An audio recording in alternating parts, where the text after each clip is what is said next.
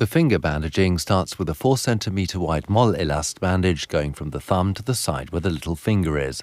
The bandage is applied around the thumb to the nail bed and wrapped circularly back down to the back of the hand. The moll-elast bandage is then pulled straight over the back of the hand to the little finger. The same technique is used to wrap the little finger back down to the webbing between the fingers and down around the same side as the little finger, then continue wrapping under the wrist and over the back of the hand and straight to the index finger. This technique is used for all the fingers. Make sure that you wrap the bandage around the wrist to retain it and do not pull on the bandage. This forms an X over the webbing between every finger. When wrapping back down to the webbing, the bandage must be held closely against the finger. The fingers are wrapped twice, which means that there are 2 wraps around the metacarpophalangeal joint, resulting in better compression. In the end, the fingers should be bandaged in such a way that no skin is visible.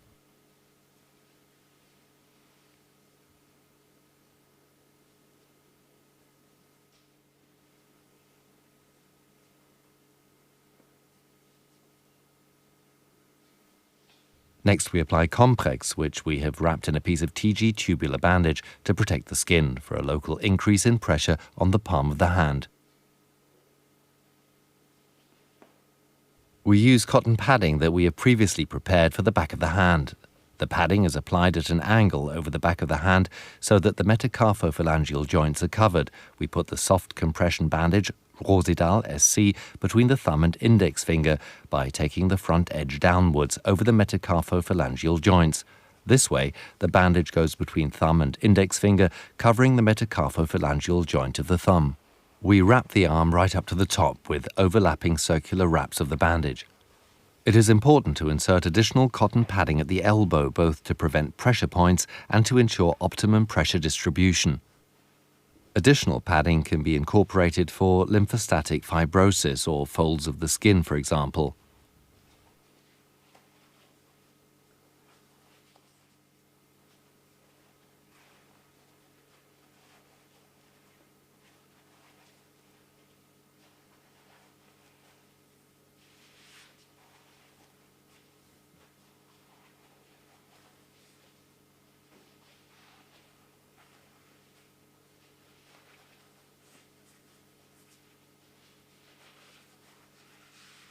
Cotton wool is another padding option for use under the bandage.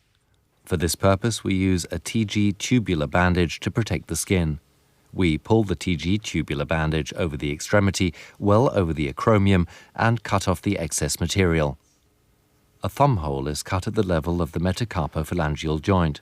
The TG tubular bandage is folded over crease-free.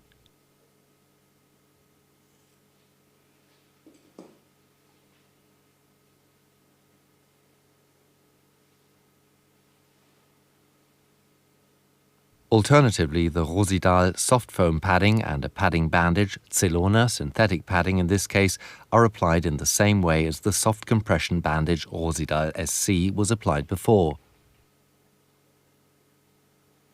Please note, do not pull the cotton wool.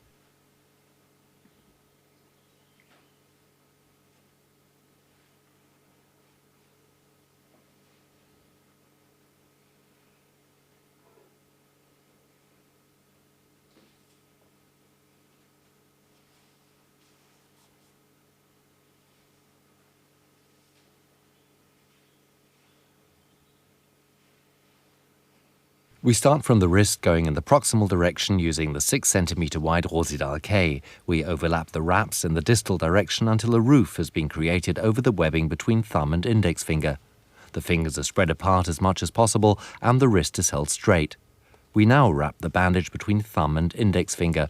The little finger is left unwrapped and the index finger covered for approximately another 2 cm so that the metacarpophalangeal joints are no longer unwrapped. Continually smooth out the centimeters of the bandage nearest the front carefully. We now take the short stretch bandage under the palm of the hand in the proximal direction straight over the wrist and then between the thumb and index finger.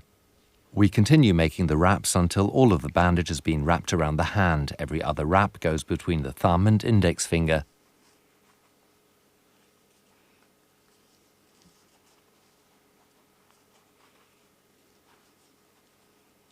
Check the following. The edges of the bandage should lie exactly on top of each other at the front. No turns should cross over each other on the back of the hand. The metacarpophalangeal joints should be covered when making a fist, which means that the Rosedal K bandage has been put on well.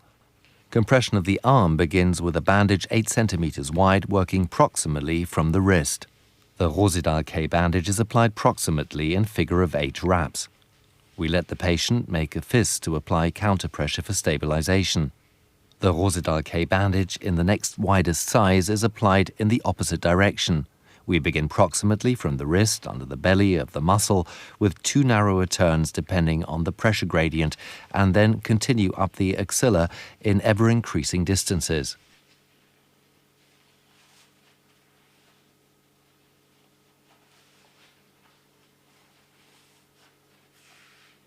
We stop approximately 2 centimeters below the armpit but include the deltoid muscle in the dressing.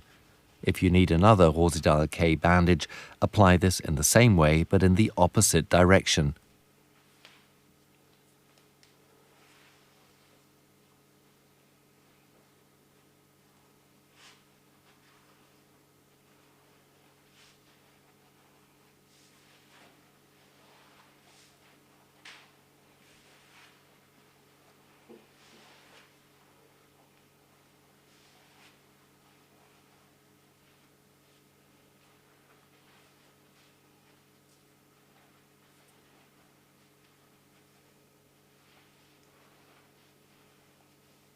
The Rosedal K bandage must be firmly secured at the end. To ensure this, the end of the bandage is attached with a tape strip.